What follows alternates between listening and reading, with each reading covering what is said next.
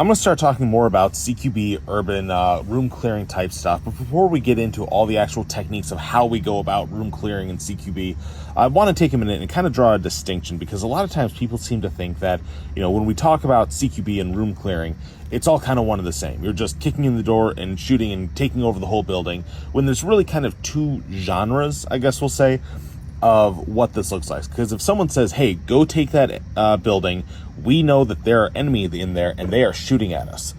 This is not a good candidate to kick in the door and just start firing. The enemy is prepared, they have lots of guns, they are ready for us, and if you just try to go in the door and start fighting, you're going to have a bad day. You're probably going to die just outright, but if at the very best case scenario, you're going to take heavy casualties.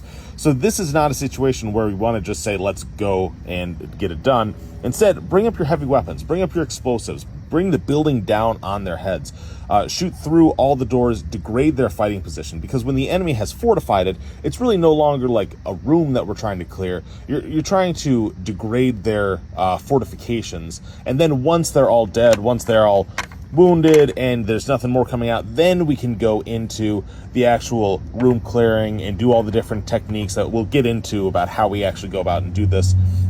But we want to make sure that the enemy is not a full strength force, that we have already done our due diligence to make sure that they are already mostly gone on the inside, so that if there are any threats, we can take care of them, because we outnumber them and we have the surprise and they've been degraded so much.